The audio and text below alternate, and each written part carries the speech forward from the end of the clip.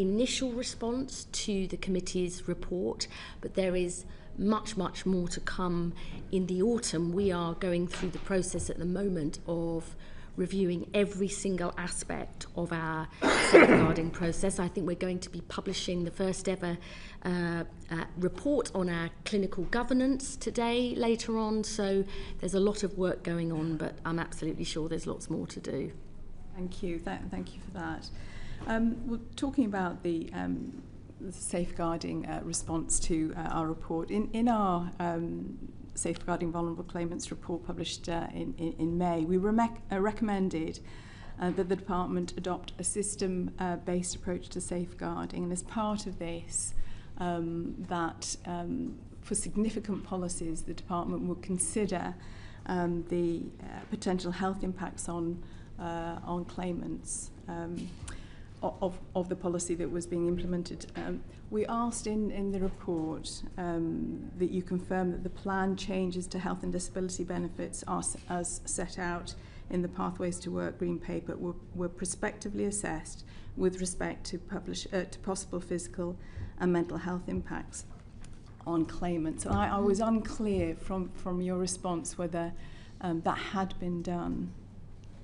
Well, you will know with a huge number of both impact assessments and the evidence pack that we published alongside the original proposals went through some of the different impacts that those proposals would have had. And obviously as well, I know you within the report, you're asking for our Chief Medical Advisor to be obviously engaged and involved the whole way through that process, and that was absolutely the case.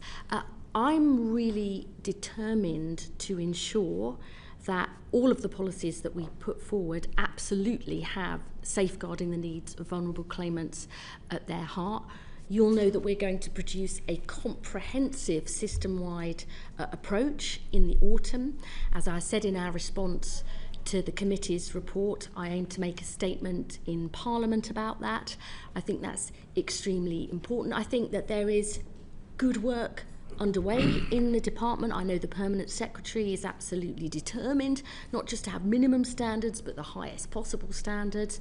But I'm absolutely sure whether it's looking at our training, at all of our processes, how we actually engage with claimants, making sure that there are all those safeguards in place. We need to make sure at every single step that that's being done. And I hope that once we've completed our review within the department, we publish our new approach, I make a statement to Parliament about it, people will be more reassured about how seriously we all take this issue. And it might be worth just adding to that the role of the Chief Medical Advisor, who I think the committee has met. A couple of times, yes. Yeah, but she is, I mean, since she was appointed in September 2023, she's very much an integrated part of my senior director's leadership team. She's very influential, not just in terms of policy development and policy advice, but also in terms of operational activity. And it's all part of the work that the Secretary of State describes, which we're on a journey in DWP, but we're convinced that we're heading in the right direction, and the frameworks that the Secretary of State has described are absolutely underpinned by what we're doing operationally to deliver for our customers. I absolutely understand. So can I understand then from the response, which did indicate that the Chief Medical Advisor had been engaged in this, but that there was a reluctance to publish anything. So has there been an assessment on the potential health impacts of the Pathways to Work Green Paper, and particularly thinking about the bill that went through Parliament, given what we know from previous reforms to disability benefits and the harms that have resulted specifically from that? I think just to say on that you know that we don't publish advice to ministers, but absolutely the Chief Medical Advisor was involved in every step of the way on that. We have published evidence around the impact of those proposed changes on different types of groups with different conditions, and which groups of people would be more or less likely to be affected by the changes, some of which we're no longer going ahead with. So that information has been published, but I am always keen to make sure that we go through thoroughly any of these issues. And I think when you see our statement and review of safeguarding, we will be going through all of those issues as part of that. We've responded to your initial report. You'll understand we want to do our own review, complete it, develop policy and make a statement to Parliament about that. So we're sort of in, the in-between position at the moment, but I'm always keen to look at further suggestions.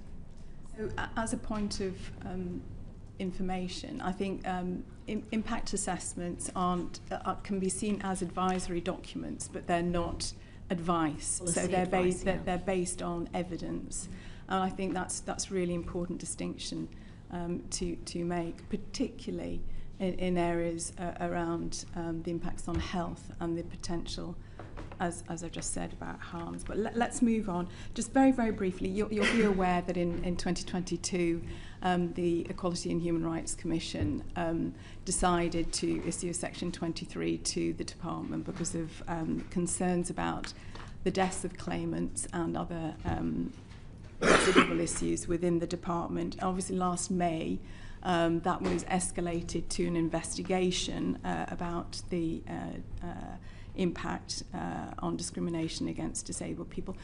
Where are we up to with that now? Yeah, I mean, there's not a lot more to say since we were last here, and obviously we've got an update in our annual report and accounts which we published on Thursday of last week. The Secretary of State and I met the Chair and Chief Executive of the EHRC in October, and we very much agreed that we wanted to work in a very collaborative, constructive way forward. Since then, the EHRC has asked for a number of pieces of information. They've had everything that they need. There's ongoing conversations going on. We're waiting to hear from them. We seem to be at a similar sort of stage that we were with under the previous government. It doesn't look good, does it, in terms of the government being investigated? We all want this resolved as soon as possible. I think I said last time I was here, I absolutely want to make sure that we are delivering not just on our legal responsibilities, but the highest possible standards. Been very open to that, and we, of anybody, want to get this sorted as quickly as possible. Thank you, Steve Darling. Thank you. So thank you very much for attending today. It was just last November when you were with us and reflecting on benefits for people with long-term health and disabilities. You talked about genuine engagement and not being led by cuts. And then in March, the paper's published without consultation with the highest level of cuts for the last 10 years. What engagement was done before that? What were the key drivers? What happened between those times to actually it appears abandonment of those core principles that you had in November to March? What went wrong? You'll forgive me for not agreeing with the characterisation that you put forward. I've never started with pound signs or spreadsheets. I've always started with what I believe can help people with long-term health conditions and disabled people build a better life for themselves. And our reforms are based on helping those who can work to do so instead of writing them off and then denying them any support. Protecting those. That's what really worries me. Is the whole of cannot. Is the whole if of this. I can just finish answering your but again, understandable PIP question. is not to do with work, I'm whether you fully can work aware or not. that it is. But it's this situation where there's all throughout this narrative, it's been suggested that PIP is an out-of-work benefit, where it's an in-work benefit. I've never suggested that. I think you've given that impression when responding to myself and colleagues in the chamber. I have never believed it, because it's not true, and that is not the argument I made. The argument I did make was that we need to make sure that this absolutely crucial benefit is sustainable for the future, and that a doubling of the number of people on PIP over the last decade, if that were to continue into the future, that my real concern is that the benefit, which is absolutely vital for people, won't continue in future. Now, where we've ended up, I think, is a good position where we will make sure that we work with disabled people, the organisations that represent them, to take a really good long-term look at this benefit, to make sure it really is there for those who need it, and that it reflects, as you will have seen in the terms of reference for the so-called Timms review, that it actually genuinely is there for people who need it in future and takes into account the big changes that we've seen in disability, in society, in the world of work since PIP came into place over a decade ago. I think that's a really important review, and I hope to engage, and I'm absolutely sure we will, all members on this committee. So can you please explain, and I'm speaking as somebody who's registered blind themselves, why did you choose not to consult on that element of change that you were pushing forward in March? Because it was going through at the time, in primary legislation, and we were consulting, obviously, with Parliament about that. And I actually do not agree that the paper as a whole, the Pathways to Work Green Paper, somehow lacked consultation with disabled people. You know, we've got 5 collaboration committees along many different aspects of that Green Paper, on employment support, on de-risking work and the right to try and on the PIP you didn't consult, is that people. right? There was no consultation on the cuts Well, to there PIP. was with Parliament, and Parliament took a different view. But you said in November that you wanted to consult with disabled people, and then it comes to the biggest cut in a decade. Aspects. But not on that. And can you explain why you chose? Can you explain why you chose not to at that time? Because what was your thoughts behind that? We were passing it through Parliament. But why did you ignore disabled people, please? Well, I have answered that question. You might not like the answer, but the answer is because we were consulting with Parliament. Parliament took a different view. That's and not now disabled going forward, people. And That's now not disabled people. And why did you ignore disabled people then, please? Well, we are not ignoring disabled people. They will be at the heart of the Timms review. But you ignored them in March. Can you explain why? We did not ignore. In fact, you chose not to consult. The very day after we published the Green Paper, myself and Stephen Timms, in the next couple of days, had roundtables with disabled people and the organisations that represent them. So, we would just have to agree to disagree on this. I do not believe that we have failed to consult disabled people on the Pathways to Work Green Paper, and going forward, we are going to be co-producing the review of PIP in the longer term. Thank you, Chair. Did you want to come in? Well, I was going to come on to the bit itself, if I may. Secretary of State, thank you. I don't want to exploit all the political problems you've had, and I appreciate the hard work you and the Minister have done on this. So, my commiserations for the battles you've fought and lost. Although actually I'm just struck by what you said about getting to the right place. My suspicion is that actually we are now where you and the Minister probably did want to get to. We don't have reform of PIP coming, at least for another year. Well, we won't even know what the outlines of reform might be until next autumn, with changes to come much later. And what we're not going to have either is any savings, either now or subsequent to that review, because as Stephen Timms has clarified, there is no intention to make any reductions in spending through his review. So I'd just like you, if you would, to confirm that the intention is not to... We're not Go on to my next question, if you don't mind. Sorry, yeah. Just because interested to hear your views on that. But then more generally, my question is, there are 2 ways to overall reduce welfare expenditure, and one is to reduce the supply of it by introducing cuts, which was the intention of the Treasury at least until the U-turn, and the other is to reduce the demand for it by supporting people to live independently. Am I right now in thinking that the position of the Department is to reduce overall expenditure over the long term through demand reduction by employment support and others, rather than by reducing entitlements?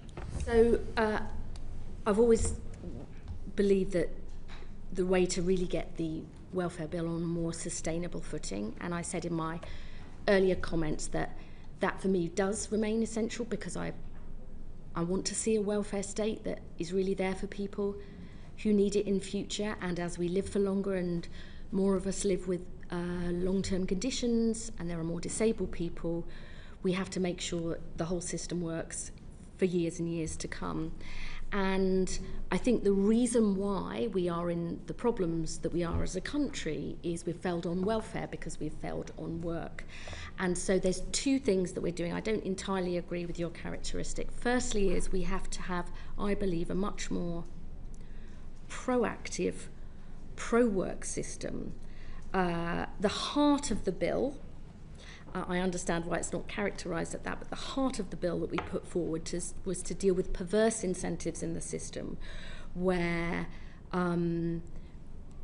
essentially people are almost incentivised to define themselves as incapable of work in order to be able to afford to live, which is why we are freezing and then reducing the universal credit health top-up, why we're introducing a right to try so people can take the risk and try work.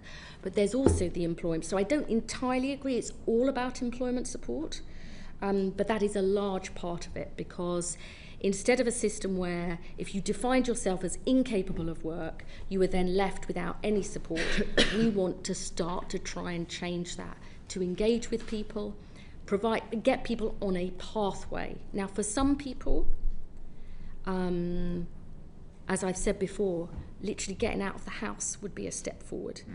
Being able to actually have confidence to talk to people and be around other people would be a big step forward. Some need skills, but it is a pathway to work. So we need to remove disincentives in the system, in the benefit system, and we need to provide a pathway to work for those who can work now or at some point near into the future. So I don't entirely agree with your characterisation there. Very quickly. There's still a £50 a week incentive to present as incapable of work through the reduced but still substantial LTWRA entitlement. Surely the logic of what you're saying is that should be scrapped altogether, and that PIP should be the benefit that people receive to help them cope with the cost of disability. We've begun to tackle those disincentives. I think that the change in UC Health combined with this really substantial employment support, and I should say here, it's absolutely essential that we get that employment support right based on the evidence of what actually helps people move towards and to get work. Together, I think that is a decisive shift from the system that we inherited, proactive, pro-work. There is more to do, and we'll see that. We've finished the consultation on the Pathways to Work Green Paper. There were many more ideas in that, but how we actually have that proactive pro-work system is a big change, and we are continuing to make those reforms. Thank you. Bill German. Thank you, Chair, and welcome, Secretary of State. So you've talked about the employment support that we want to ramp up for disabled people, and the Pathways to Work Green Paper discusses that and the investment put into it. Is that level of investment still possible, given the changes to the original proposals on welfare reform? Yes, that is, and in fact, it's more now with the additional £300 million that we announced during the passage of the bill. So this will now ramp up to 3.8 billion in total. There was already investment in the system that we'd put in, but this is additional funding for that. We're going to be bringing some of that forward and ramping up support over the next 2 to 3 years to make sure that in every part of the country there is proper employment support for people with long-term health conditions and disabilities, to make sure that those who can work get the chance to do so. Thank you. And Sir Charlie Mayfield, of course, has played a really important role in this. So he's talked about changing the landscape of support for disabled people in the workplace from an employer's perspective. So I wondered what kind of changes we might expect to see by the end of the Parliament, and also which ones we can really ramp up now to get maximum benefit early on. So this is a really important point, and I should have said this to Mr. Kruger earlier as well. The part of the agenda about preventing people from falling out of work due to a health condition in the first place is as important as getting people back to work. We know, I think it's around 300,000 people every year fall out of work due to a long-term health condition. And I mean, the committee may want to bring Sir Charlie here to give evidence himself. He has been looking at what's happening in this country to actually keep people in work, but also what other countries are doing. And the key here is actually much earlier intervention. First of all, we want to prevent people from getting to that position in the first place, but there is very, very strong evidence that if you're out of work for more than a year, if you come off, you're off sick pay and you're out of work for more than a year, if you don't get back in that first year, your likelihood of getting back to work is far, far less. So that is the real thing that we want to focus on. And there's a whole range of things that some companies are doing, good companies. We want to see what more we can do to bring the rest up to the best. We want to look at international evidence about that. And this is not just because we think that's right for people who want to have a chance to stay in work or get back to work, but actually businesses increasingly are worried about the cost of people going off long-term on sick, the retaining staff, how vital that is. So I think, for me, public services and the world of work need to wake up to the fact that as we live for longer and more of us have health conditions and are caring for longer, we need a big, big change. And I made a speech at the IPPR saying recently where I've reflected on what happened when, back in the day, women were arguing, okay, we want to work. Yes, we have children, but we need good maternity pay and leave. We need childcare. We need flexible working. And how did we get record numbers of women into work? Partly we changed the law, but we also put in place those public services and we changed the culture of work. And I think with an ageing society, we've now got to think much more seriously about that for sick and disabled people, because the truth is, as we live for longer, we are going to have to work for longer. So I see it as a big societal change. Yes, government has a role in that, but the bottom line is we have to work together with businesses, with the public sector, with the NHS, and we're just not doing that at anywhere near the level we need if we're going to improve people's life chances. So that is my big mission on these areas. Thank you. And we're over to Jo Baxter. Thank you, Chair. So the Public Accounts Committee recently said it would be very challenging to meet the government's aim of an 80% employment rate. So given the budget that the department has, do you think the 80% employment rate is feasible and or achievable? Well, it's definitely a stretching target, but I'm not to state the obvious, I'm not in politics to be coasting along, We want that stretching target. We've said it's a big ambition over a decade, but actually, if our employment rate I think is just over 75%. But there are other countries, Switzerland and the Netherlands, who are over 80%. Japan, I think, is just under 80%. Germany, 78%. So we do want to be up there with the best. I don't think it's acceptable that our employment rate has not got back to pre-pandemic levels. We're the only country in the G7 where that hasn't happened. And, if you look back at the original Beveridge report, Beveridge said social security alone would never be enough to give people a good life. It needed to be combined with full and fulfilling employment, those are my words, not his, and an NHS that's as much about rehabilitation as cure. Now, actually, those principles remain true today. So it is stretching, and it should be, because people deserve a chance to work. And actually, we have seen in the 1 year since this government was elected, 500,000 more people in employment. That is, the employment rate has gone up. Economic inactivity has come down by 300,000. We've created 380,000 more jobs. There is a long way to go, but we have set our job centres new metrics. Yeah. You know, it's a complete change for our job centres. Reduce the disparity in the employment gap between different regions. The employment rate for lone parents, for disabled people.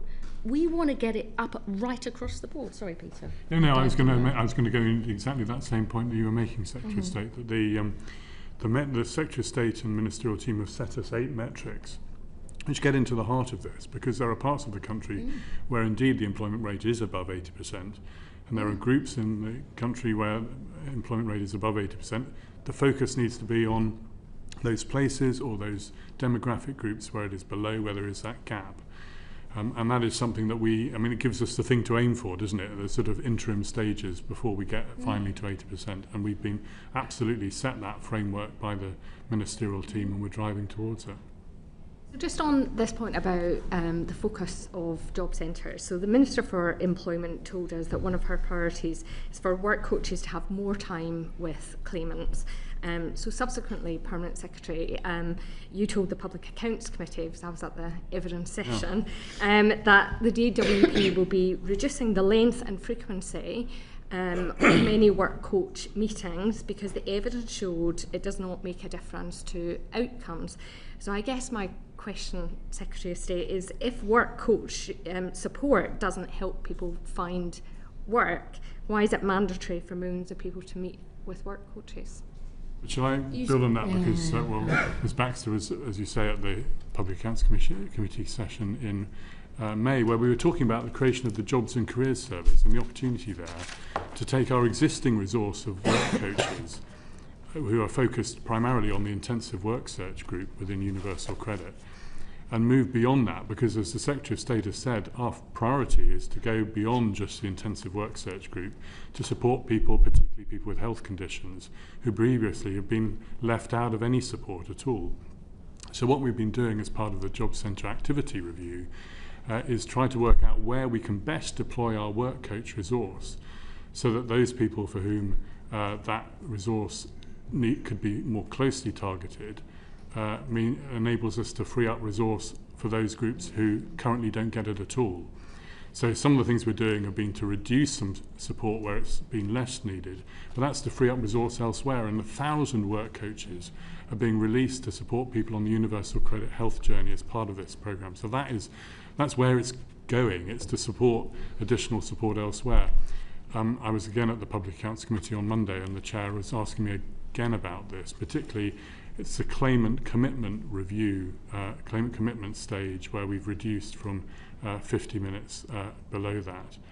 What I said is that where you have a situation where a claimant needs longer, if a work coach is thinking, well, I'm 20 minutes in, actually I could do with that extra half hour, then that can normally be accommodated because we want to do the right thing. But it's really about trying to make sure we don't spend time on the things that add small amounts of value to free up our work coaches, as I say, the 1,000 work coaches who are going to be putting in place over the course of this year to support customers on the health journey. I just wanted to add a tiny bit to this, which is we did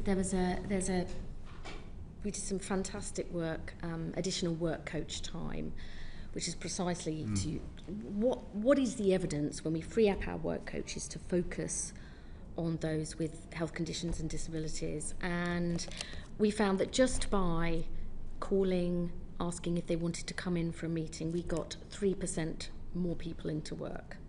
Now 3% sounds small, but of 2.8 million people currently out of work due to long-term sickness, that's really, really good. But even better than that, 3% more in work, but mental well-being improved. We were actually, some of them referring them on to mental health services. Financially better off because we referred people to debt advice to get the finances back on track. So we've got a resource. Resources aren't infinite. Our work coaches themselves say we don't need to focus on those people. We can do that over the phone or online. These are the people we need to spend more time with. And that's the amazing thing about them, our work coaches, is they They know what's what. They know their local economy. They know what people need. And we do actually have evidence that if you spend more time with people, refer them on to the right services, they can get work and they can be financially better off. So just my final part of this section is just, so I'm a former trade union official. I believe in good work. So not just any job, but jobs where people have good terms and conditions, where they feel secure, where they are developed, where they have agency and a voice and security. So how do you, and I do agree, work coaches are phenomenal. I've met many in my local job centre. How do you ensure that work coaches have the time to make sure that they're not pushing people into any job, but that we are making sure people get good work and good jobs with good terms and conditions?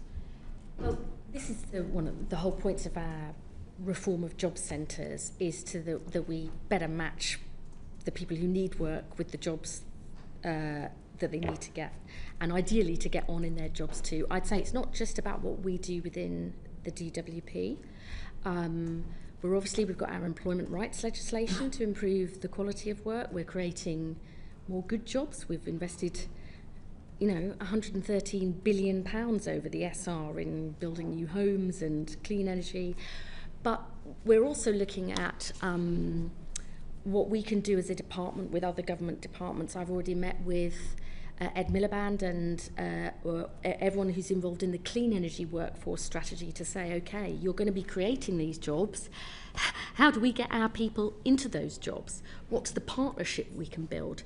Similarly, with the construction industry, because we're building 1.5 million new homes, but there's much more we can do. We're investing in our water infrastructure, creating new jobs. On defence, I think that this is about government saying we've got to be much more joined up.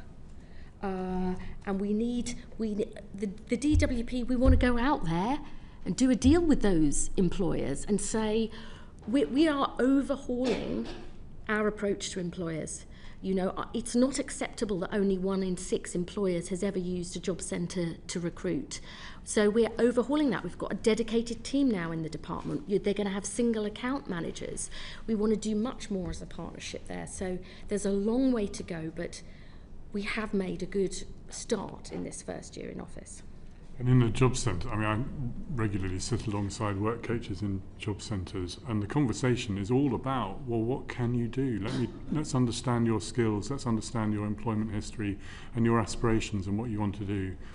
And connected to employers in the way the Secretary of State has described, but one of the particular successes that we've had over the last few years is sector-based work academies, where we work closely with employers to give our claimants the opportunity to have work experience and training, leading to a guaranteed job interview at the end of that. And there were over 80,000 of those over the course of last year. That's directly connecting people to those roles. And many of those are in the sectors that the Secretary of State has described: good jobs, growing jobs, good opportunities for people. Any crew there? Very quickly, job coaches tell me one real problem they've got is employers concerned about the national insurance rise. Has the department done an analysis of the likely impact on both the supply of jobs but also on wages in consequence of the national insurance rise itself? Well, actually, my experience of talking to employers, even since that rise, is many are desperate to recruit. They've got jobs that they really need skills for. We've got people who are out of work who we need to get those skills. So, as I said earlier, we want to make sure that we much better match the needs of employers with the right people who are coming through from us. And actually, I know that businesses are under a lot of pressure. But actually, the ones that I've spoken to are still much more likely to talk about the challenges of recruiting, not that they are not recruiting at all. They are desperate to get people to work in those, particularly in those growth sectors that the government is funding. I just asked the Permanent Secretary what work the department has done to assess the impact of the national insurance rise on the jobs market. Those assessments are done by the ABR, and they were published alongside those fiscal statements in the normal way. Frank McNally. Thank you very much, Chair. Good morning, Secretary of State, Permanent Secretary. We're grateful to you both for joining us this morning. Can I ask you about the planned unemployment insurance benefit set for 28-29? And I suppose this maybe follows on a bit from Joanna's question. I think this has the potential to be really transformative and really support people who will be in that devastating position of losing a job in terms of income protection. Can I ask you specifically around the plans to support, and I quote, people to find a new job that makes the most of their skills, end quote. What will the structure of that benefit look like to ensure that we're achieving that ambitious goal? You'll know in the Green Paper we're consulting on this, a new unemployment insurance, a new contributory benefit, which would be non-means tested and set at a higher rate for those who paid into the system. And the argument behind this is, we have the two separate JSA and ESA at the moment, and it's to say, actually, in that really crucial part where you lose a job, how we can better to support people. I mean, they don't have to define themselves as incapable of work for health reasons.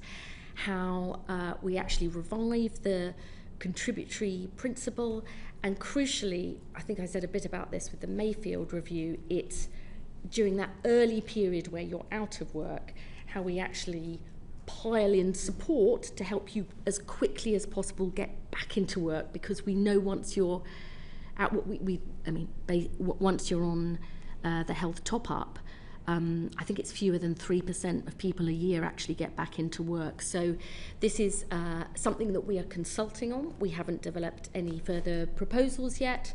You will have to wait till we obviously go through all the consultation responses to the Green Paper, but it is very much about making sure we better support people during that early phase, get them back into work as quickly as possible. Do not put another disincentive in the system, which is defining yourself as incapable of work.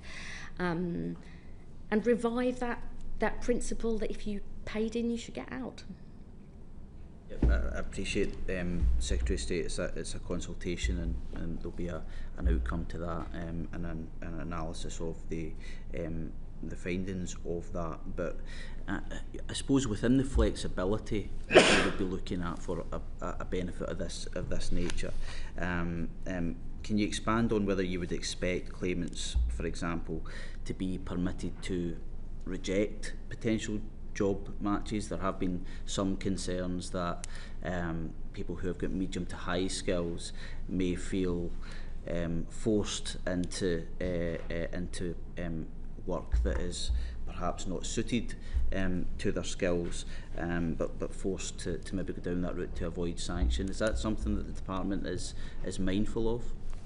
It's something we're absolutely mindful of, and as I say, my experience of working with work coaches is they absolutely start with the track record that the claimant might have in employment, the skills that they've got, and how can they get into a role that is appropriate to that skill base, and give them the time to do that. Obviously, if it's been a long time and they can't get back into that, then there needs to be a different type of conversation, but that's where the conversation generally starts, in my experience.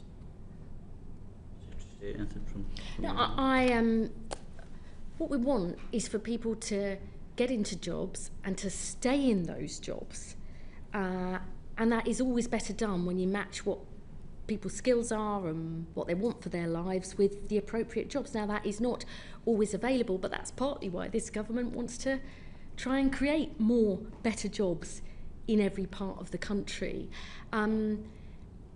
I never see the work of the DWP as somehow separate from the rest of the government's strategy, which is to say we don't have enough good jobs in this country. We want to improve the quality of jobs that already exist, but we need to create them, because all of the problems we have discussed are far worse in the parts of the country that struggled for decades, places where whole industries closed, and where we need to create those opportunities.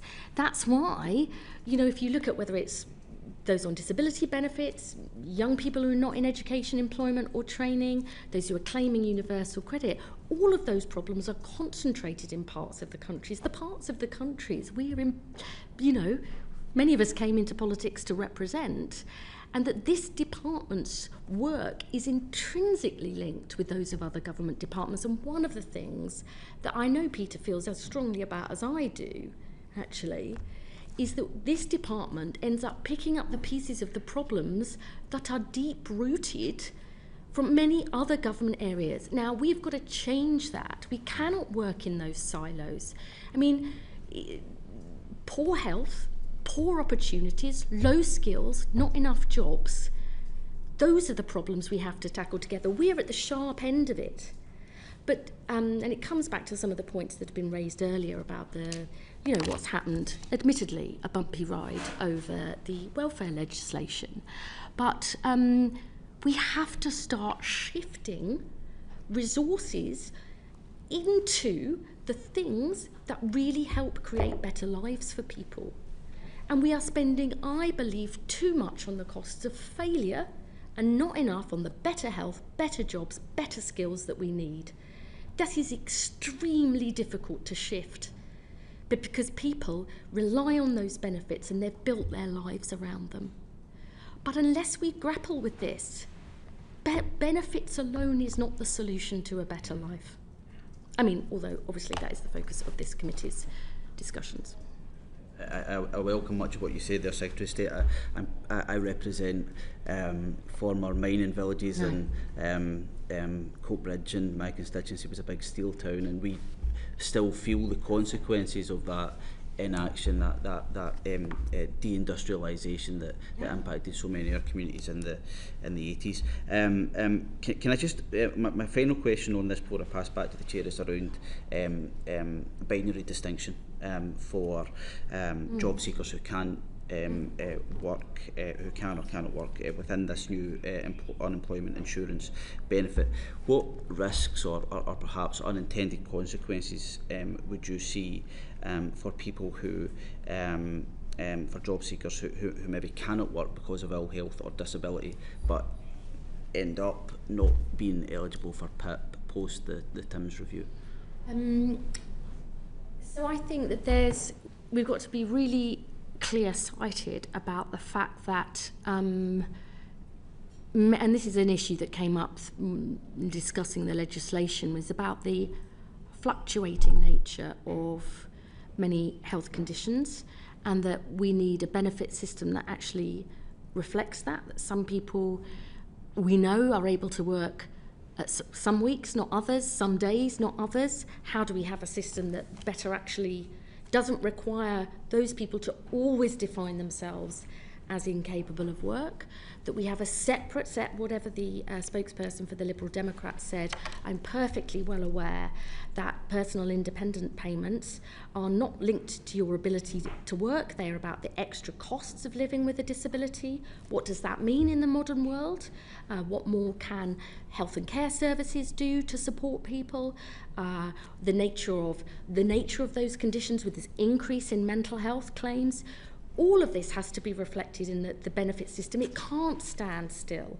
But these are extremely difficult challenges. But I think, as a whole, the Pathways to Work Green Paper actually did set out a route to better reflecting all of those issues and concerns. But there's a lot more work to do.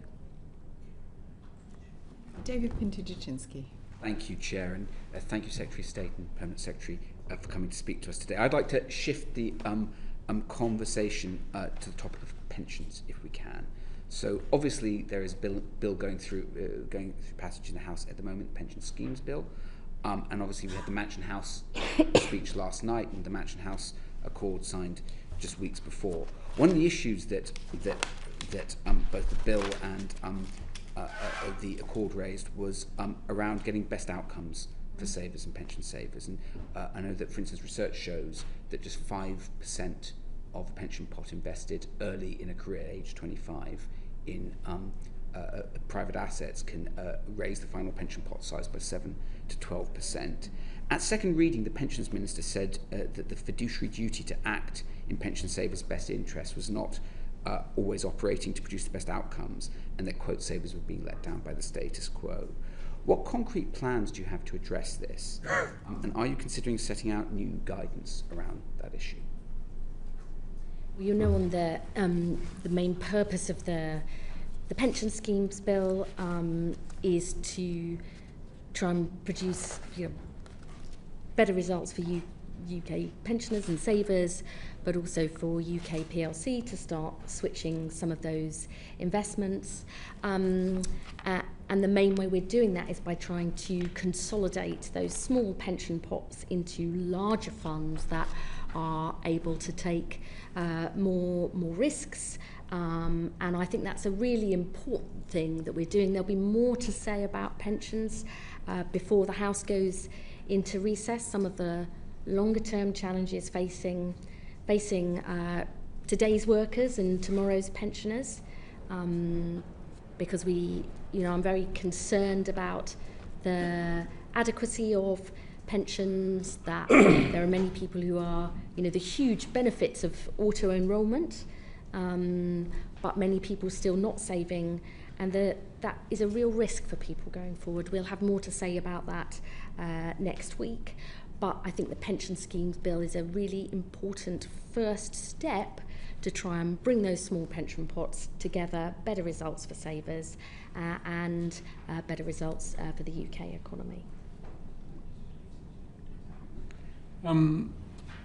Yes, I think this is a major innovation, isn't it? And getting into the whole question of value for money for savers, and all that we can do on that. I think greater transparency around the value for money for savers is really important.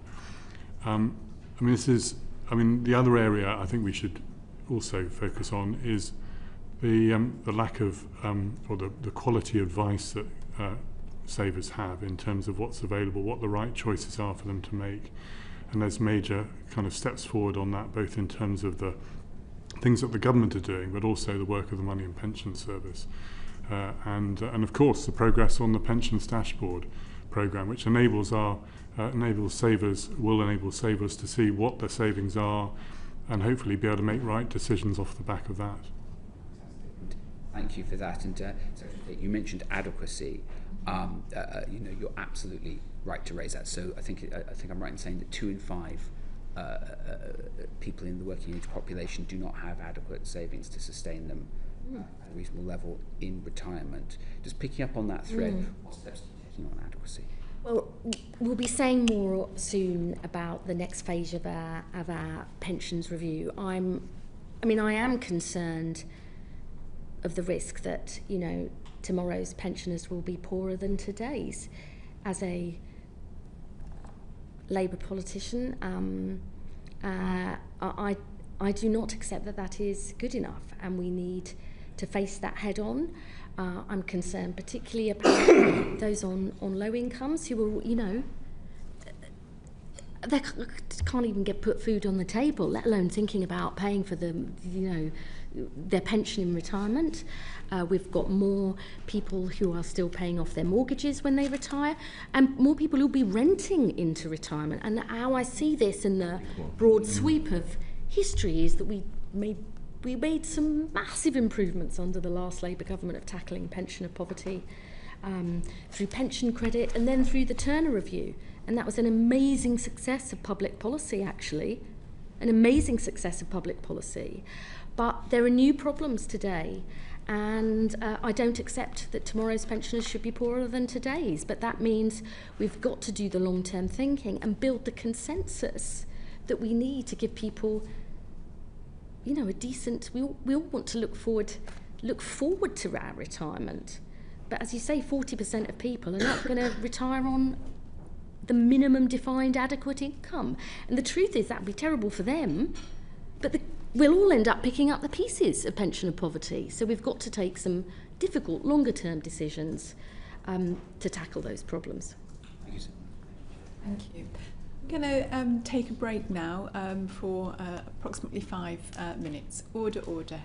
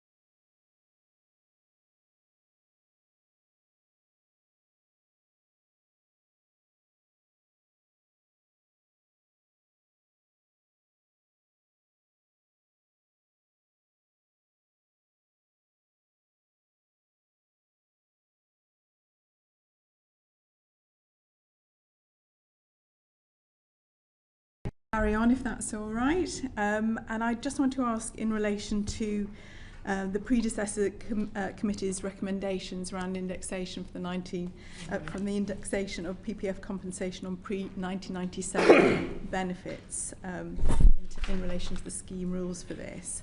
Former Chief Executive Oliver Morley said that there was a case for this, and the level of PPF reserves, which is now stands at 14 billion, has since increased. He told us that the barrier is that the reserves are on the public sector balance sheet. How long has this been the case, and have there been any changes in how PPF assets and liabilities are treated? Yes, well, the Pension Protection Fund has been a public corporation since it was set up, so it's always been on the public balance sheet. The reserves have always been on the public balance sheet. The particular way in which the fiscal aggregates work at the moment is that the government takes account of financial assets as part of its key fiscal rules around debt and the capital position. So the crucial thing, and going back to the recommendations from the predecessor committee, to do anything on pre-indexation, and I know you had evidence from the Minister for Pensions last month, and I think he subsequently has written to the committee.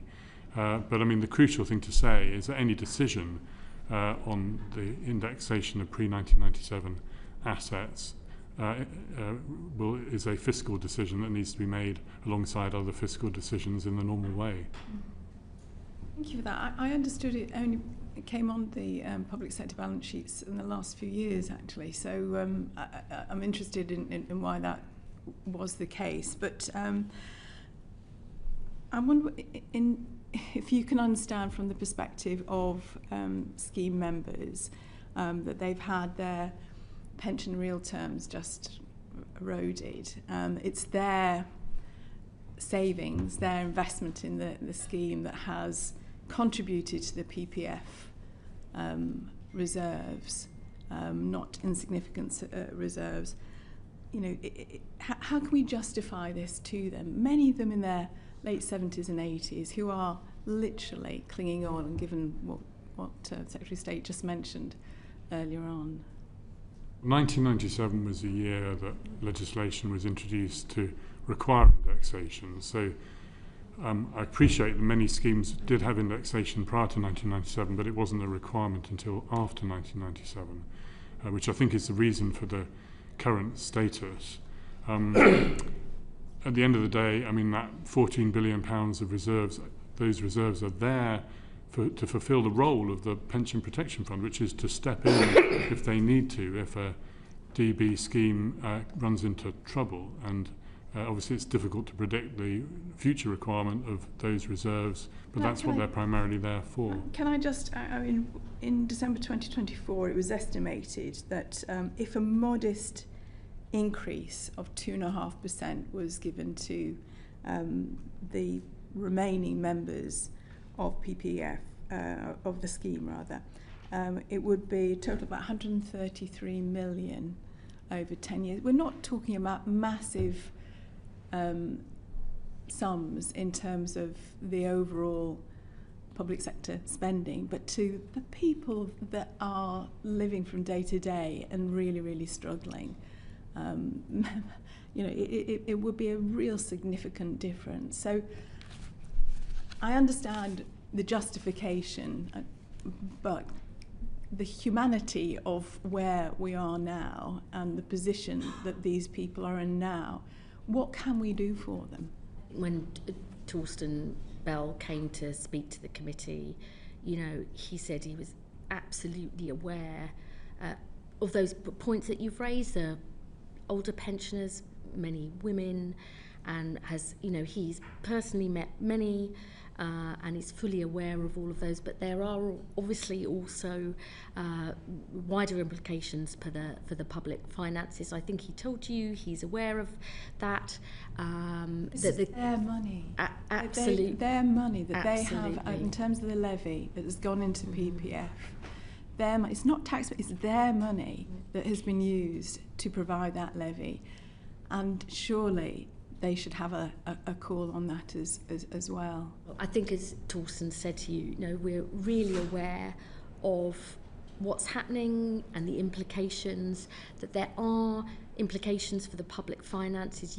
Any decisions has got to be taken with that absolutely in mind, but he is fully aware of it, and I think he told you he's looking into it, he's fully aware of it, but there are wider implications for the public finances, and I can't really go beyond that point that he made to you. I think it was back in June. He did. Obviously, we have the pension scheme bill coming up, and I hope that there will be an opportunity to consider some amendments. They are dying by the day, the remaining amendments. Surely, in terms of decency and humanity, we can do something for them.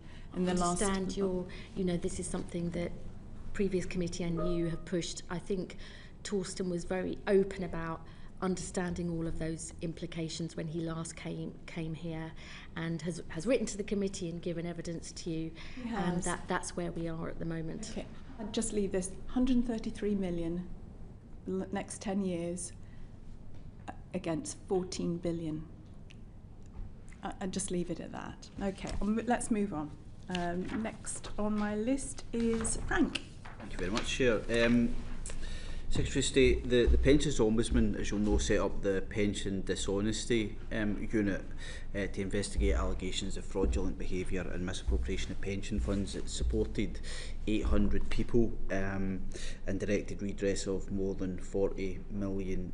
Last month, the committee was advised that DWP funding for the Pension Dishonesty Unit had come to an end. What was the reason for that decision? Yeah, shall I come in on that, Mr. Yep, McNally? And I think, as you say, the Ombudsman Chief Executive wrote to the committee with a bit more detail about that. But the reality was that the unit was successful at making determinations, but very unsuccessful about securing funding coming back. And so this was just a question about what is the best way of using the resources for the Ombudsman in terms of getting the most outcomes. And it was concluded that putting that resource back into business as usual activity within the Ombudsman was a more effective use of those resources. Let's remember that all those affected would already have been receiving compensation through the Fraud Compensation Fund. So this is a question about, not a question about those who were affected, but more a question about best use of resources and whether this is a route that enables us to get money back from those people who were found guilty of fraudulent behaviour. And as I say, in the end, a lot of determinations made, but very little money secured. So it was just simply a value for money decision about how best to use taxpayers' money. Okay, thank you for that, Permanent Secretary. I appreciate your views on that. The Ombudsman themselves have stated that from October this year the expectation would be that they would have to discontinue 50 complaints involving 17 schemes. What concerns do you as Permanent Secretary or Secretary of State do you hold on this, especially as the key purpose of the unit was to provide victims with a voice and shine a light on pension scams, and what other avenue would you see to ensure that those sort of 50 complaints involving 17 schemes continued to be investigated to an outcome? Well, the Ombudsman plays an important role, as you say, in identifying those scams and those fraudsters, and we're always keen to take action to address that. What's proved to be the case is that the work of this particular unit has not been an effective use of taxpayers' money. But for those affected, the Fraud Compensation Fund is the route forward to get redress. And indeed, the work of the Ombudsman as a whole, by using this money in a different way to get through more business as usual cases, I imagine that they will identify more, as a result, more cases that need to be addressed by using the resources more effectively than by pursuing this particular route, which, as I say, the unit was successful at making determinations, but very unsuccessful about securing money back.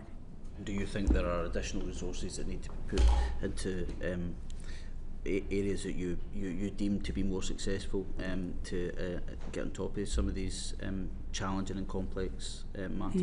Yeah. I mean, look, Dominic Harris, the Chief Executive and Accounting Officer of the Pensions Ombudsman, is doing a good job in using the resources most effectively. Obviously, we have a conversation in the context of spending reviews about the ongoing resources of the Pensions Ombudsman, but I'm confident in him and his leadership that they're using the resources that they've got in the most effective way to make the biggest difference. I mean, if people have been defrauded out of their money, we want them to get it back, and we've got to make sure that we do that as effectively as possible.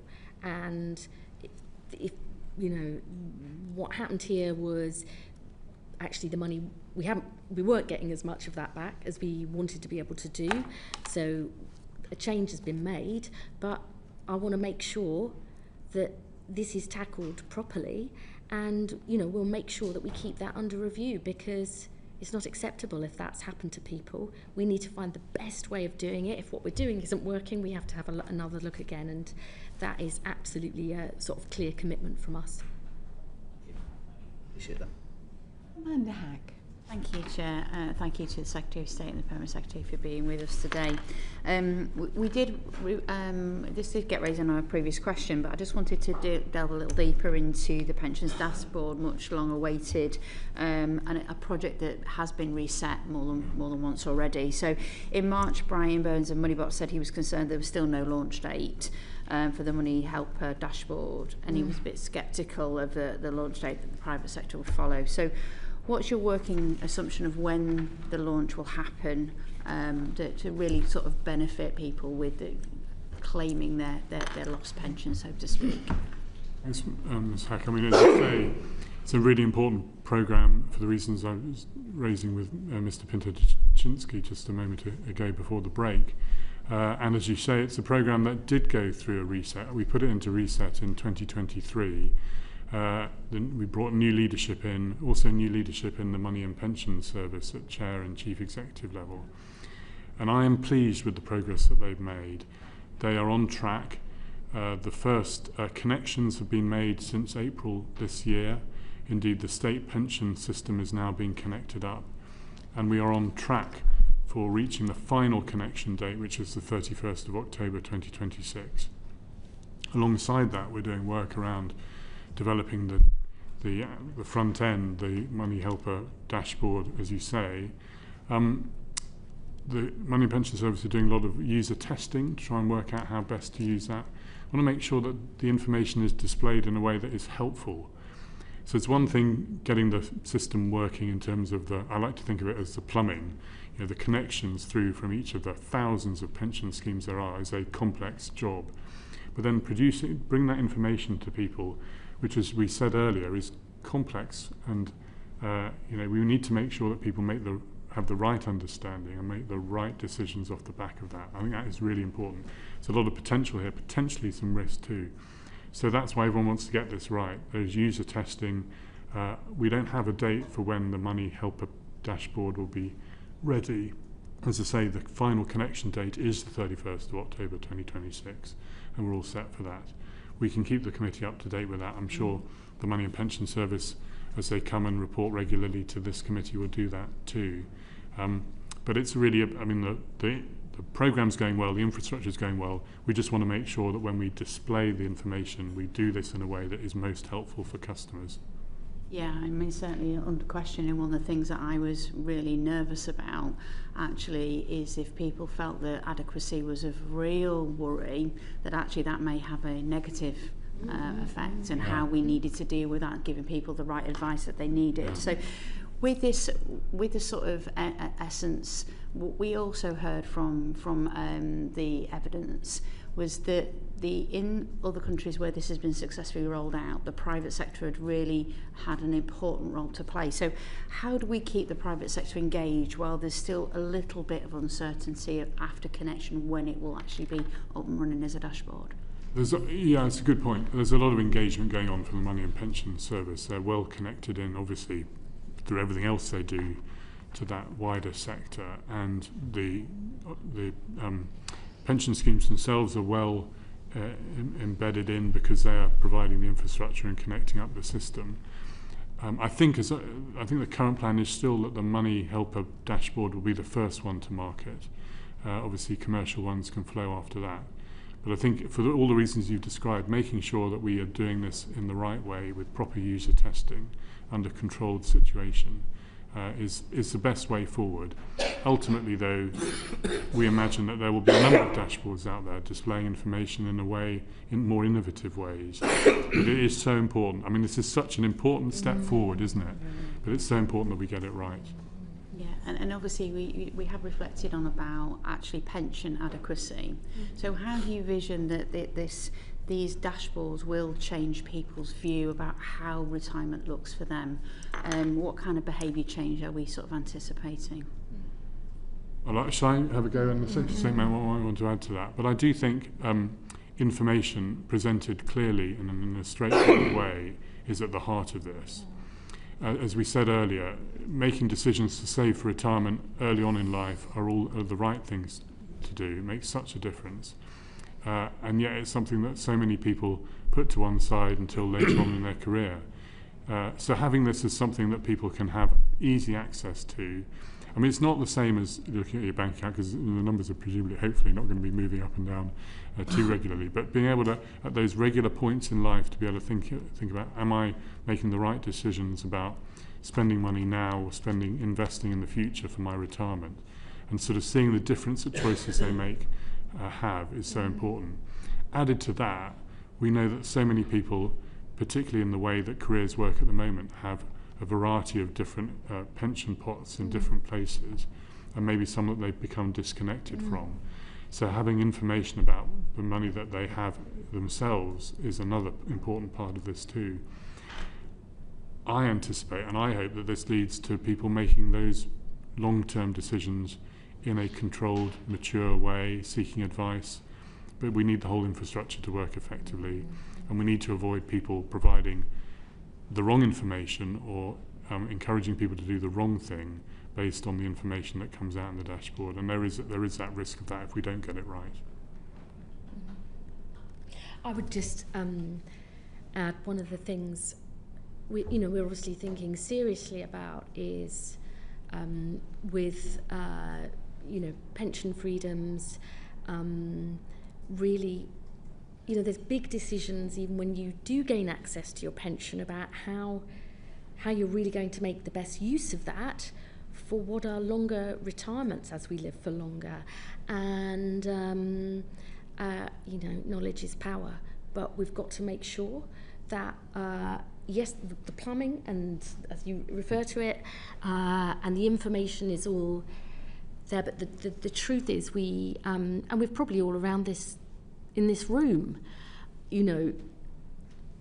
ourselves looked at what's happening for our constituents and sort of the huge challenges we've got here. But I see this as a really important part of the next steps as we make sure that people have a retirement that they can look forward to, the information, the knowledge and the advice they need to make sure their money and their savings actually work for them as we do live for longer.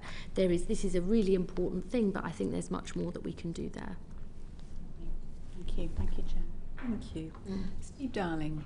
Thank you.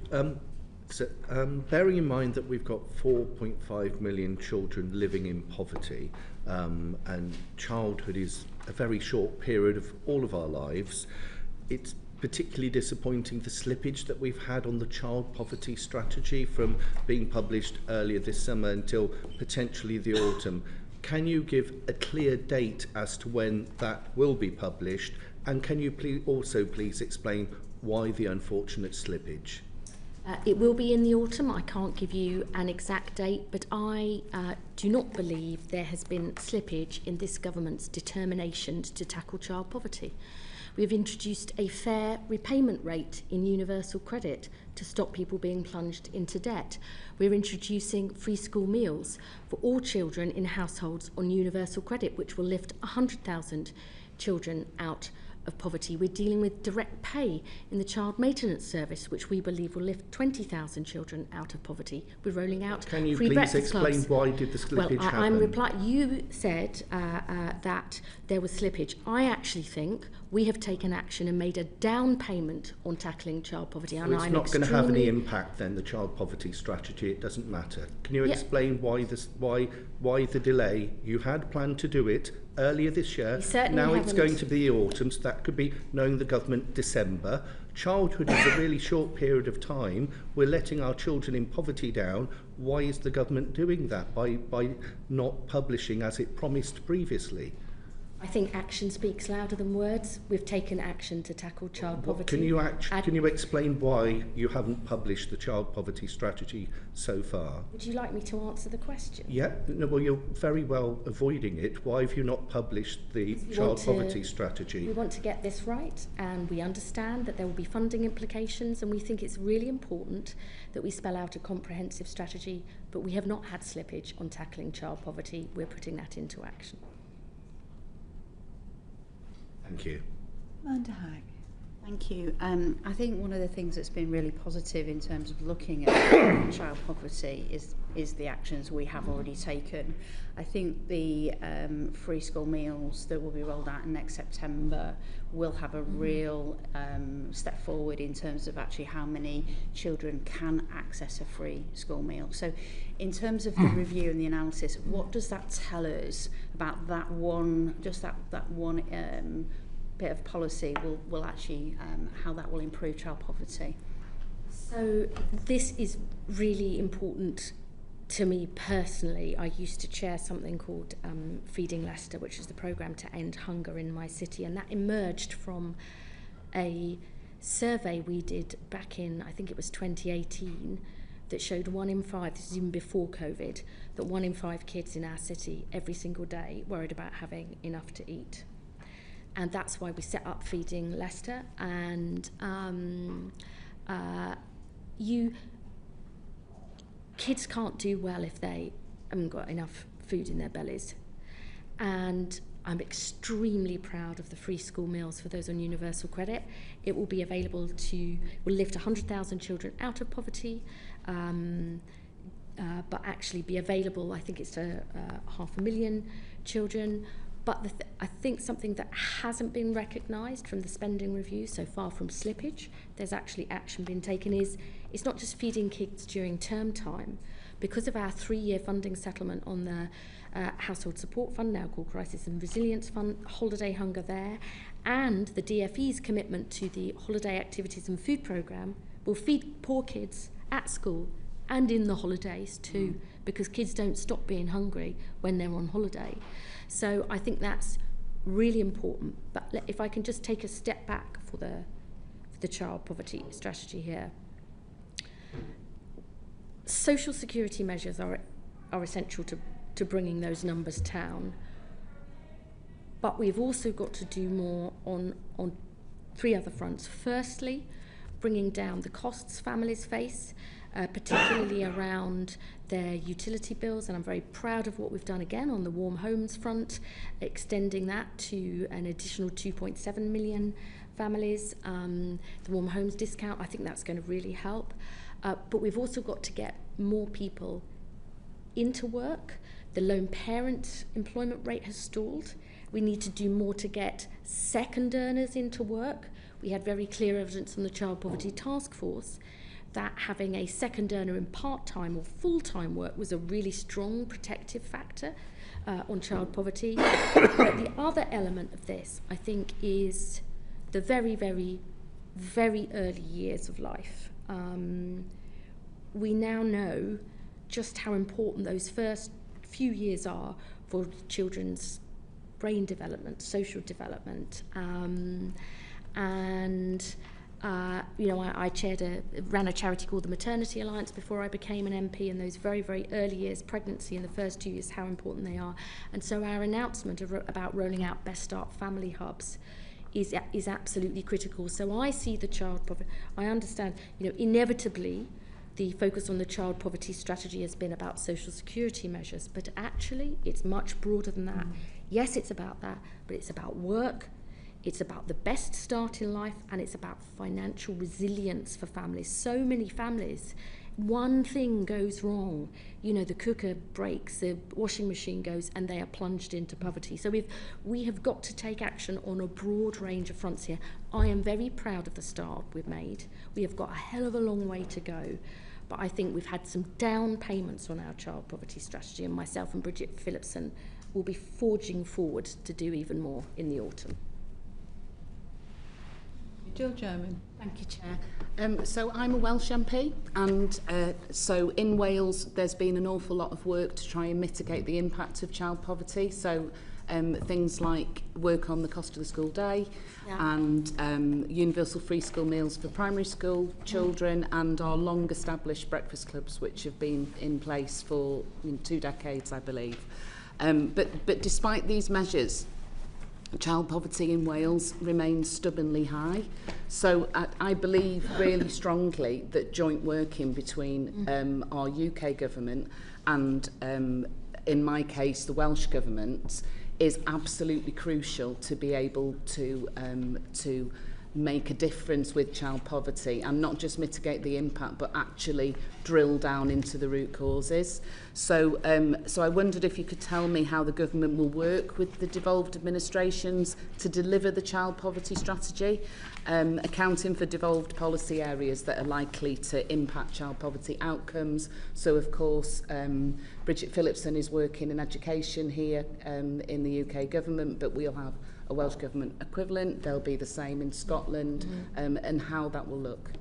Well, we've actually, it's been a really important part of the work of the Child Poverty Task Force, is to make sure that we take action in every part of the United Kingdom, including in partnership with the Welsh Government and the Scottish Government. We've actually had meetings around this topic with all the key players, including voluntary sector organisations. It's not only what the state can do, but what voluntary and other community groups can do from the DWP's perspective. I was talking about the importance of helping everybody who can work to get into work. We've got a Get Britain Working Trailblazer, £10 million, I think it is, in Wales, which is trying to get more people into work, keep them in work, which is absolutely critical to tackling child poverty. There'll obviously be the Barnett consequentials for the Welsh Government from some of the other action that we've taken. You are providing free school meals already, but that support that would have been available is obviously going to be devolved. I think there's a lot more we can do in terms of learning from what the successes that Wales is having. But critical to me is those very, very early years, working with the local NHS in particular to help parents during the early years of life, but also secondly is creating those good quality jobs in every part of the country, because that is the best route out of poverty in the long term.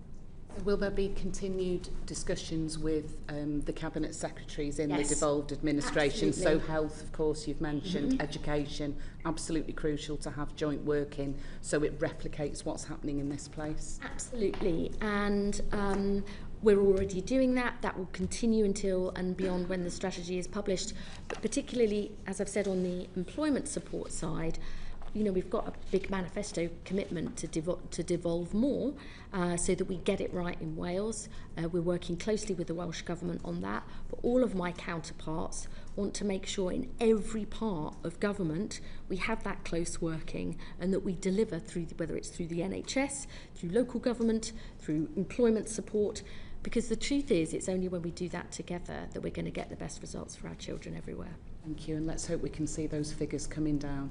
They will be. My greatest wish. Thank you. John Milne. Thank you, Chair.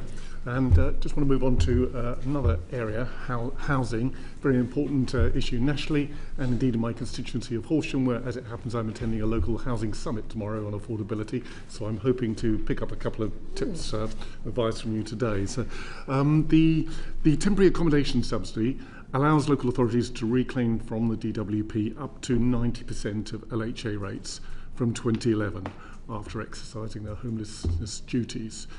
So 2 questions from that. Why only 90% reclaim, and what's so special about 2011? I have a go at some of that. As you say, Mr. Milne, it's a long-standing situation since 2011. In 2011, the reason it's 90% is the policy has always been to encourage local authorities. As you say, there's a subsidy is paid up to a certain amount, but it was to encourage local authorities to look at the cost of temporary accommodation and to have an incentive to seek to reduce that, both in terms of reducing the number of people who rely on temporary accommodation, but also to reduce the cost of the temporary accommodation that is in place. So at 2011 levels, and it hasn't moved since then. There is some advantage in that, in the sense that in 2011 the local housing allowance was set at the 50th percentile rather than it subsequently was reduced to the 30th percentile. But obviously over a period of time, as the cost of temporary accommodation has gone up, so that so-called subsidy gap has increased over time. Ultimately, it's a fiscal decision to be made about how to manage the spend that's made on housing. At the end of the day, when it comes to housing, there's a conversation to be had about both the demand side, of which this is a focus on, and the supply side. And successive governments, well, particularly this government, as we've seen in the spending review, have seen the key thing here, the thing that really makes a difference, is to build more social and affordable homes. And decisions can be made about where you put government funding, but ultimately the thing that makes the biggest difference is to increase the stock of housing. So what you'll have seen in the spending review is a commitment to £39 billion of additional investment in social and affordable housing over the next 10 years. Obviously, by doing so, you reduce the pressure on temporary accommodation because you've got more long-term housing available for people. That reduces the pressure on rents, reduces the cost, and would have downward pressure on the subsidy, so-called subsidy gap. But I do understand, and I hear it from local authorities all the time, I do understand exactly the point you've made. There are just choices to be made about where to put the money and how to make the investment. But I think, as I say, government's priority is increasing house building. That ultimately is the solution to the housing challenges that we face. I just wanted to emphasise that point. Housing is a massive issue in my constituency in Leicester. It's the single biggest issue in my constituents. And I'm only too well aware of the pressures on local authorities.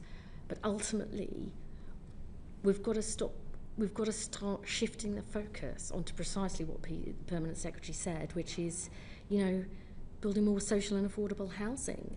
And £39 billion over this spending review, the biggest ever investment into building those homes. And the Deputy Prime Minister said a target of 60% of those homes, I think, was social housing, because I don't want anybody in temporary accommodation. I'll just link you back to our previous discussion about child poverty. We've got 166,000 children in temporary accommodation. I met mum with two very small kids in Leicester West, a few months ago, actually in one of the early years settings, saying, how can she bring her kids up there? What is the future for them? They keep having to move around.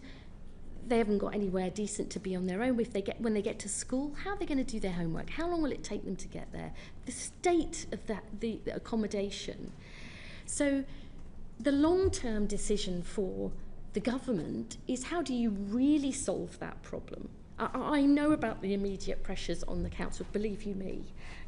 I face that every day. But we are faced with those choices, and our choice is to shift the focus on tackling the long-term problem, which is we don't have enough housing, decent housing in this country, affordable, social.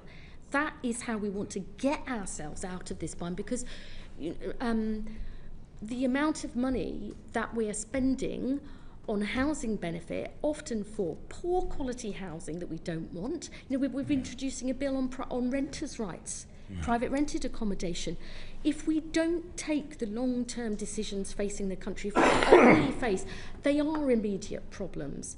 But we can't duck that. I think it's been ducked for too long. So that is our approach. I'm very aware of that, and I will keep that under constant review. And I know the Deputy Prime Minister is very focused on these issues as well, but we've taken some big long-term decisions. that we need, and we've really now got to deliver. I completely agree with the long-term ambitions and necessity. However, the short-term problems are considerable, and my Labour constituency of Crawley, for instance, is suffering very greatly from temporary accommodation issues. But I'll move on. One thing I would say is, if you have a discussion in Horsham about these problems, we genuinely do want to see and hear local experience about what might make a difference. If you're having a housing summit and some of these issues discussed, feed it into us, feed it into Angela Rayner's department, because we want to deliver in every part of the country, no matter which party is represented there. Our job is to deliver for everyone, so do let us know and we will do everything we can to support you. Very happy to do that. Can I actually build on that, because as accounting officer, I'm responsible for the money that we spend on housing benefit and support to housing through universal credit, which is tens of billions of pounds a year. And as the Secretary of State says, a good chunk of that goes into poor quality accommodation in the private rented sector, which I feel particularly strongly about as the accounting officer and thinking about the value for money for that. So it's absolutely, if you or other colleagues in the committee with your councils or your local housing associations or other housing providers have ideas for how we can use that money differently, we'd be up for that, because we want an innovative approach to get best value for this money. Okay, I shall pass that on tomorrow. So one other question. The government's also said it intends to merge discretionary housing payments and the household support funds into a new crisis and resilience fund. So how do you think this might work in practice? And for example, will any funding for needs such as housing be ring-fenced within that? So this is a really, personally, has been a really big, important thing for me since coming in as Secretary of State, that we have now secured the first ever 3-year funding settlement for what is currently the Household Support Fund, but we want to turn into a Crisis and Resilience Fund, which includes now discretionary housing payments. That'll be, I think it's a huge step forward. I know from my own council, having just every 6 months doesn't enable them to plan properly.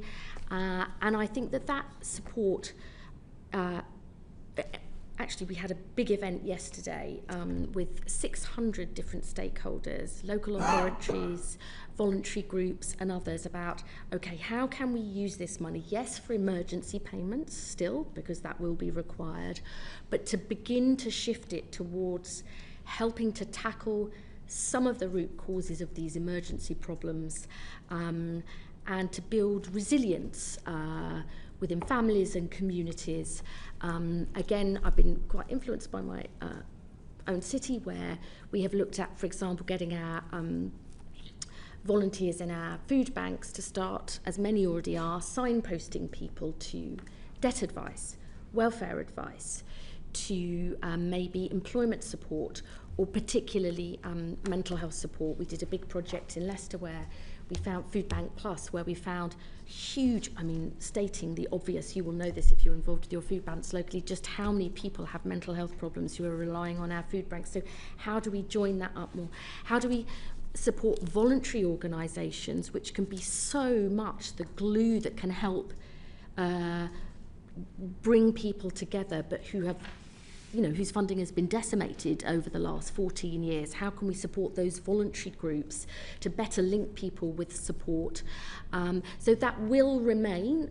We've got the discretionary housing payments as part of that. Also the holiday hunger programme, that's for support during half terms and other things. That will remain, but we want to allow local areas to decide how best to shift that support. We're also, everybody will be, but moving away from food banks to more food pantries, social supermarkets, so that they become more sustainable. People pay a little bit for the food, but they also might be able to get employment or training or childcare advice. So we want to start to try and shift that funding into more of the resilience preventative measures, which we know can make such a difference. And I think by having that 3-year security of funding, I certainly know from my own constituency that will really help people plan and build up that capacity. And I wasn't able to be at the event yesterday, but that's really important for me, that we understand what more local communities want from that sort of funding. I think it will make a big difference. To the specific question of ring fencing? I'm actually less in favour of ring fencing, because I think that local authorities often know best how they can support things locally. We'll want some clear objectives, some outcomes that we're looking for, but in terms of how that money is best spent, I mean, coming back to Horsham, they'll know locally best what they want to spend it on. I'm not into the business of telling people exactly what. We want some clear outcomes and objectives, but I'm much more in favour of giving more local freedom where that works. One of the things we need to make sure we can do is bring upper and lower tier authorities together in terms of coming up with the best solution in their areas. Obviously, discretionary housing payments were generally paid not to lower tier because they're responsible for housing a lot, as well as unitary. They're coming together in a rather big way in a couple of years, but anyway. Coming together exactly in Sussex and Surrey, it will be clearer in that respect. But I think it's a great opportunity, as the Secretary of State says, for the different parts of local government to come together around what really matters in their areas.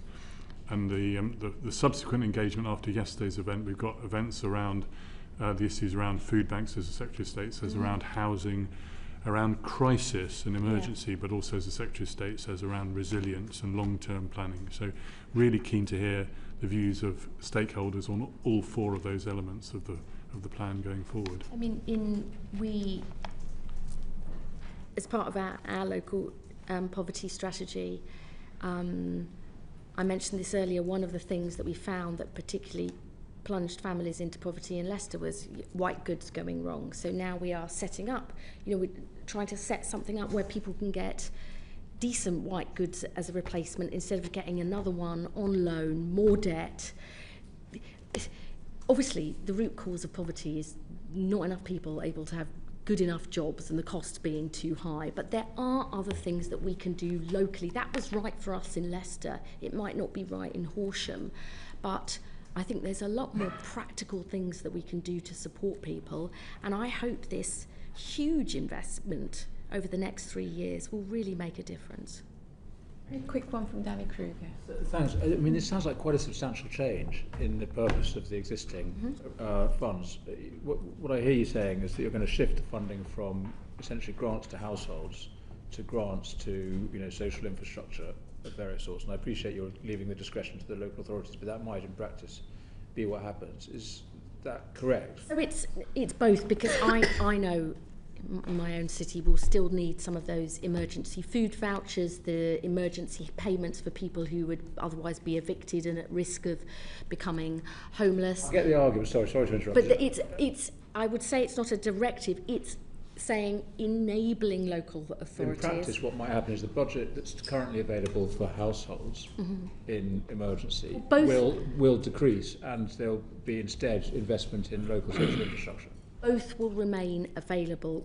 This is about enabling local authorities. As actually, I have to be honest, many of them have already begun to do that. The reason I'm very interested in this, because we have, in my own city, begin to shift some of that funding within existing rules, but it's saying that is, we are enabling that, because if in local areas we believe that is a better way of preventing that emergency demand on money, that is a better thing. Thank you so much, Chair. And we would like to come to the issue of fraud and error, if we can. Obviously, we talked about it when you came in November, and previously we highlighted some evidence that DWP was taking efforts, and since then, obviously, the fraud bill's passed, which is welcome.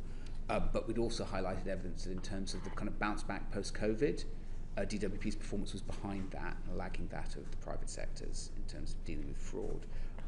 Since we last spoken, what steps have you taken to try to remedy that and to push forward with kind of practical measures to bring down fraud and error? Shall I address that? Well, since we last met, we obviously published the latest fraud and error statistics. for 2024-25. That was in May, and indeed on Thursday we published the annual report and accounts with a very long section on fraud and error, which I'm sure we'll talk about in a subsequent hearing. So what you'll have seen is that fraud and error in the benefit system has come down since the year before, from 3.6 to 3.3%. In universal credit, it came down from 12.4% to 9.7%.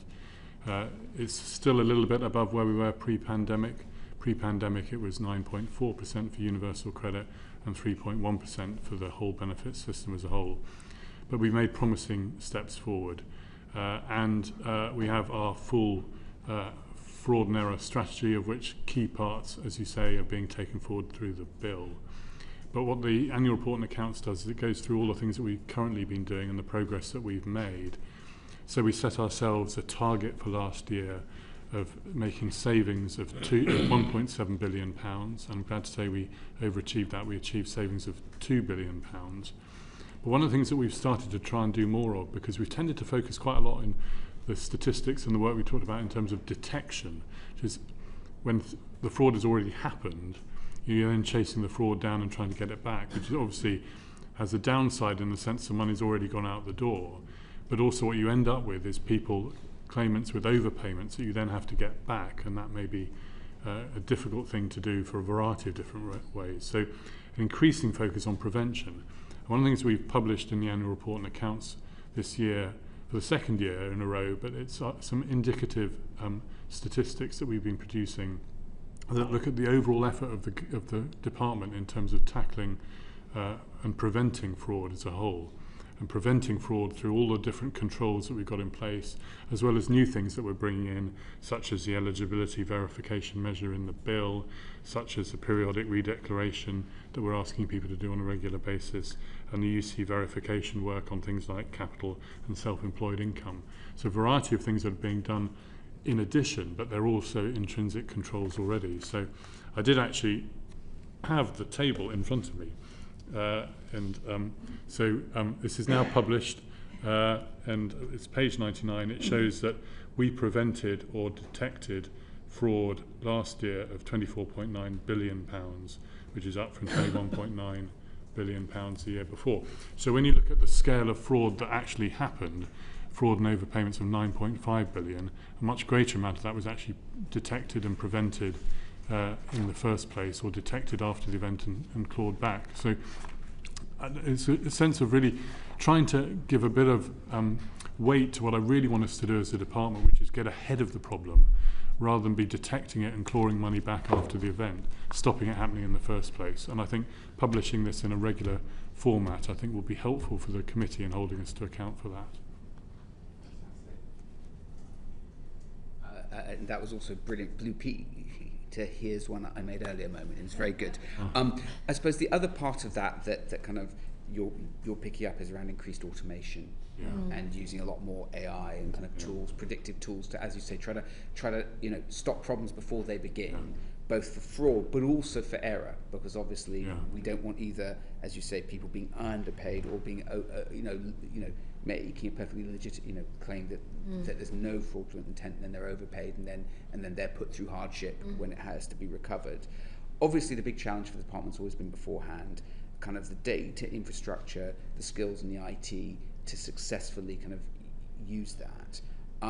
Do you think you've got the right infrastructure, data and capabilities to drive that automation forward? Well, it's a good question, and one of the reasons for taking the powers in the bill is to get more access to data to enable us to do that, but do that in a fair way, in an appropriate way, in a way that is transparent and understandable to Parliament and to our customers. At the moment, we only use one machine learning tool in scaled up version, and that is for universal credit advances. And we carry out a fairness test of that, which we'll be publishing shortly, just to give you a bit of a sense of that. It does make a difference. What that does is it enables us to identify automatically those, it's for universal credit advances, those universal credit advances applications that look fraudulent or suspicious. It sort of filters them off to be able to, for us to look at manually and to test. I mean, delays the payment by about a day, but it gives us, we think, 3 times more certainty in terms of being able to tackle fraud and error. That's the one we're using at the moment. As I say, we'll be publishing the fairness test on that shortly, so you'll be able to look at that. We want to be able to go further. These steps are easier to say and more difficult to deliver, but it's definitely the area we want to get into. At the moment, we have many thousands of colleagues in DWP. They're excellent colleagues, they're very expert, but it is a big part of the workforce of DWP working to both detect and prevent fraud and error. And I think we could be more effective and help support those colleagues to do their job even more effectively with better use of technology, particularly things like machine learning. But we need to get it right, need to put it through all the governance tests that you would expect, and we need to be able to present why we think it's fair and not delivering perverse outcomes as a result. And so we're committed, as I say, we're publishing the first of these fairness tests shortly, hopefully, I think intended to be before the summer recess. You don't hear me say that very often, but we're shortly planning to do that. And yeah, keen to hear your views about whether this is giving you the transparency that you need to hold us to account. Look forward to that. You've got a couple of days left. Did you have any more questions, Dave? I was just going to say, overall, it's obviously absolutely essential that people have confidence that every pound being spent goes to those who really need it and have the right to that support. I don't think it's acceptable that we inherited a situation where I think it's 7.4 billion specifically on benefit fraud a year. I'm really proud we've updated our powers through the fraud and error bill for the first time in 14 years. But I think there's much more that we can do. Look, our challenge is technological advances are proceeding at an unbelievable rate. We want to make best use of those so that we can prevent fraud and error from happening in the first place. We do have a lot of brilliant staff working on that, but there's more that we could do automatically. But we have to have the right framework, accountability and governance in place. But that is a challenge for the government as a whole. We're actually working very closely with Peter Kyle and DCIT to make sure that we use the opportunities but deal with the problems. And people want to have confidence. I see two things. I see organised criminals getting away with huge scams on the benefit system, and I see the problems we've had on carers allowance with overpayments and people with that being chased. So I'm really pleased that we've now got funding for automatic alerts to go direct to carers to say, you've actually gone over where you should be, have a look at the system, because they're busy, caring, working. We have to use all the technologies we can to make sure those errors don't happen up front. But we've got to get that balance right, and that isn't job done. I think the private sector, there'll be lots that we can learn about what they're doing on tackling fraud and error and scams. But we are a government department that deals with very often vulnerable people. So it is an ongoing challenge for the government, which I'm absolutely sure the committee will hold us to account for. Just very briefly, and thank you, and that's very helpful. I just want to come back to one thing you said, Permanent Secretary. So I think I'm right in saying that UC accounts for roughly 24% of benefits paid, but 76% of all fraud and error. So there's clearly one benefit, and I think you said the fraud rate comes down from 12% to 9%, 9%, but that's still almost that's £1.10 basically. Is there anything specifically extra we're doing for UC? Because that feels like a real, the nub of the problem. Yes, it's a contrast between universal credit at 9.7% and the state pension, which is a fraction of that. And it's down to the challenge you've got is around the nature of the benefit and the entitlement and the nature of the claimants and what happens in their lives. So from someone on the state pension, to be eligible for the state pension, you need to have a national insurance contribution record, you need to be over the state pension age, and there's a residency requirement as well. Apart from that, you get the state pension, and then the state pension is kind of constant throughout the rest of your life. Whereas with universal credit, there are any number of different requirements in terms of things like, obviously income, but earnings from income, the fraud and error rate on that is virtually zero for employed income because we get the feed from the HMRC. But on something like living together, where you don't have that data and people's lives change, on things like capital, people's lives change, on things like number of children, the age of children, childcare costs. There's a whole range of different elements that you need to have more information to be able to assess. So, and people's lives change regularly. Now, we compare the performance of universal credit with the performance of the legacy benefits that it was based on, because working age benefits, by their very nature, for that reason, there's more risk. And we're seeing an improvement in that over time. We saw a big increase in fraud and error in universal credit through the pandemic, but that was because we had hundreds of thousands, literally, millions of extra people coming into universal credit in a matter of months. And we had to suspend some of the kind of face-to-face type checks that we normally do, because we thought the priority was to get money to people who were entitled to it, to get money out the door, which I think we did successfully. But that's why we saw the peak in which we're coming down from. We're committed to reducing fraud and error in universal credit and other benefits to below the pre-pandemic level. And indeed, in the annual report and accounts, another advert for the document, you'll see our forecast set out for how we would bring down fraud and error, both for universal credit and for the wider benefit system over the course of the next few years. Thank you. And that concludes our session this morning. Thank you so much, Secretary of State, Permanent Secretary. Pleasure. Order.